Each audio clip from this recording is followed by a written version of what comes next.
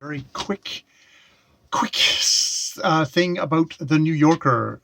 This is part of the start of my New Yorker project, where I got a whole sheaf of uh, New Yorker New Yorker magazines right here.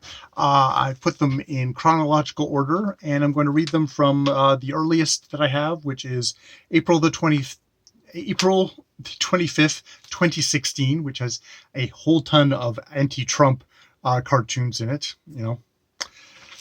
Which is great. And it's one of these things of like, I kind of read the articles that I was interested in. I read the movie reviews, read an article on a biography of Paul McCartney. Definitely seemed to be a bit more about kind of the music business side of things, and maybe how the motivations there broke up the Beatles, and maybe why he wasn't interested in singing those songs for so many years, because they'd been taken by other people. But the main reason what I'm gonna do in all these New Yorkers is read the fiction selection, because usually they publish something pretty nice, pretty good for their fiction. And for this issue, it is "Waiting for the Miracle" by Laura Vapinar. Vapinyar, Laura Vapinyar. I could learn how to pronounce it, but why would I break my streak of never knowing how to pronounce people's names? Where Russian immigrant.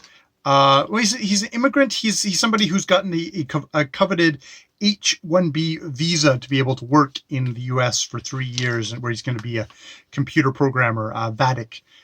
He gets picked up at the airport by Sergey, kind of an old friend. He and Sergey's wife, who is also Russian, seem to be living kind of. They've been condemned to the American dream, where he says, like, basically, we buy a house, we have a super heavy mortgage, we'll sell that house, we'll buy another better house, and then we'll get put in a nursing home, and our kids will get the house. It seems like it's like. This is not so much the American dream, it's just the American grind of like, this is, we're going to push that rock until we drop dead kind of thing. And within the story, he just has to get to the city. He has to get into the city because he's got all this kind of romantic kind of things for the city. And he goes into the city and he meets this woman, Rachel, and they get to talking.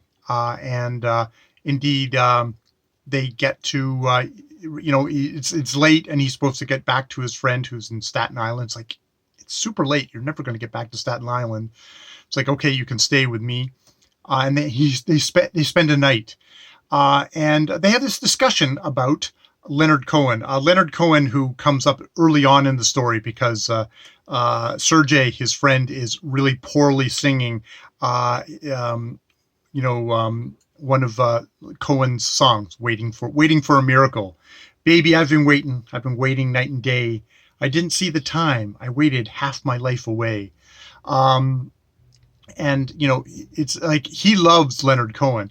And Rachel's like, Leonard Cohen is like a misogynist, and quotes many of his songs. I always think in this of the first kind of Leonard Cohen a poem that I came across in a creative writing class, where it's, as the mist leaves no scar, so my body will leave no scar in you, and never will, or something like that. I now butchered Leonard Cohen, but the whole thing of, oh yeah, why are we bringing up scars in this poem about how you're not going to leave any marks on your lover?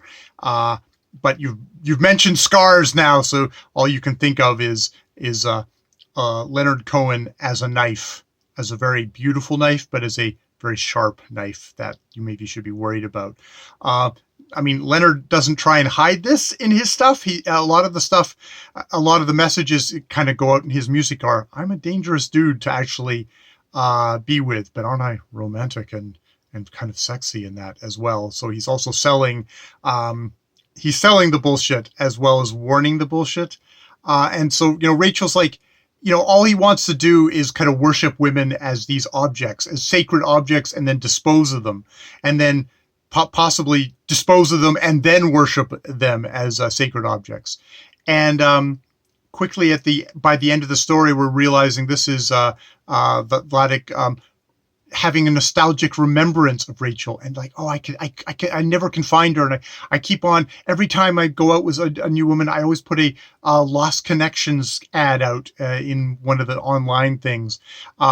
But as you get to the end of the story, you realize he woke up in the morning, still kind of on Moscow time, and went, oh, well, that was nice. Wrote something like "You're beautiful" down, and then left her without leaving any way of her being able to contact him. And now, but at the, he's still at the end of the story. He's just like aching. It's like, oh, my heart longs for her, even as I'm going.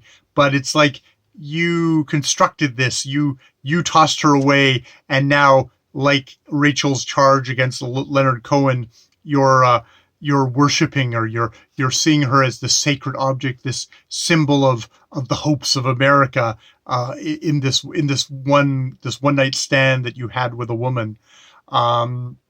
So he's, Vladek is like, oh no, the guy is, when a guy sings about, that, he's like, he believes that honestly in that moment, that yes, this is a love that will last forever. He believes it in that moment. And Rachel's like, yeah, he's just saying that to get her into bed. It's like, no, he's being sincere in that moment, which is like, maybe both of those things can be true. The best type of liar is the liar that believes his own lies, and can look into his lover's eyes and say, I love you forever. I will love you forever. As the mist leaves no scar in the hill, so my body will leave no scar in you, nor ever will. And he really believes it, but scar.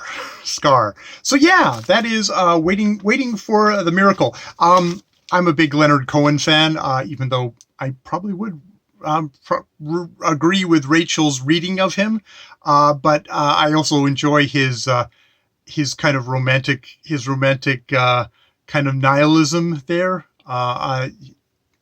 Your mileage might vary on this story if you're not a big Leonard Cohen fan. I don't know, but yeah, I enjoyed. So that is Waiting for a Miracle from the April 25th, 2016 issue of The New Yorker. More videos later, more New Yorkers later.